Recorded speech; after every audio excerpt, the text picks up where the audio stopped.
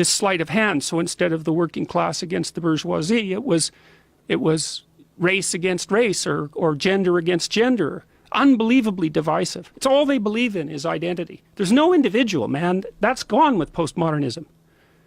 This isn't an accident, all of this stuff. It's not random. It's driven by these ideas. Like, ideas are always at war. Always. And we're in a war between these ideas.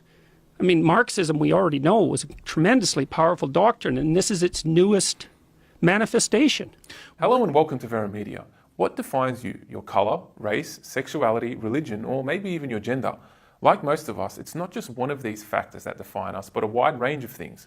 Common sense, right? Well, try telling that to the radical left, who insist on categorising and defining people based on one aspect of who they are.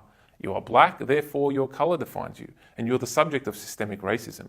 You're gay, so your sexuality defines you, and as a result, you're the victim of systemic homophobia. You're white, so you're privileged, or you're male, therefore you unknowingly contribute to misogyny and should be ashamed of that. The list goes on, and in one of the greatest propaganda jobs in history, the radical left have successfully convinced millions of people that they are being oppressed based on their identity and should therefore fight these imaginary oppressors. The problem is, though, instead of unity and equality, all we are seeing is greater division and greater inequality. Race relations are at an all-time low in the US. Religious discrimination is on the rise throughout the West, and many would argue that third-wave feminism is fueling a rise of a new sexism. This is part of the game. The cultural Marxists have splintered the West into identity warfare. We have seen this before, though. A quick look back in history reveals that the radical left have taken note from the Marxist communist playbook and have resurrected the imaginary oppressor-oppressed dichotomy to fuel internal conflict in the hope of overthrowing the existing order. In the past, communists used the unequal distribution of resources and poverty as the flint used to spark division.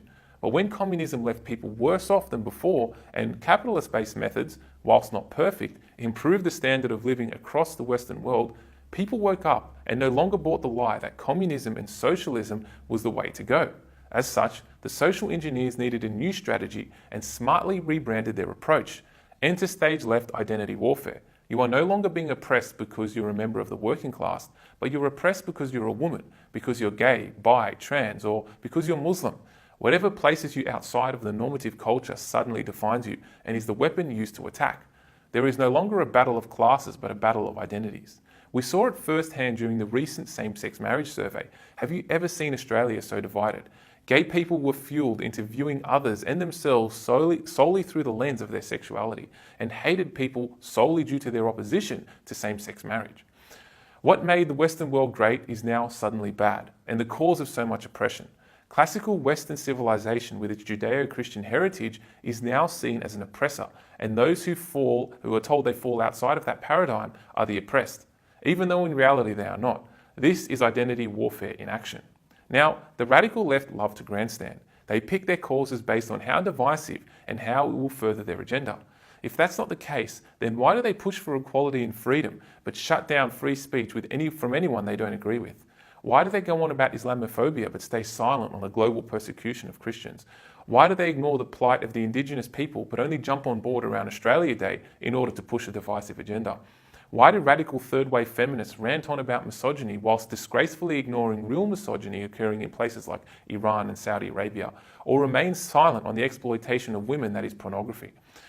Why is it that they push the agenda of illegal immigrants while ignoring the plight of millions of legal migrants stranded in refugee camps around the world? They don't believe in equality, they believe in ideology, and will continue to divide people based on identity and grievance, not bring people together and society together or to make it a better place, but to further divide it for their own ideological gains. Australians must be aware of this and not be drawn into the web of identity politics. It will only fracture society and make things worse off. Thank you for watching.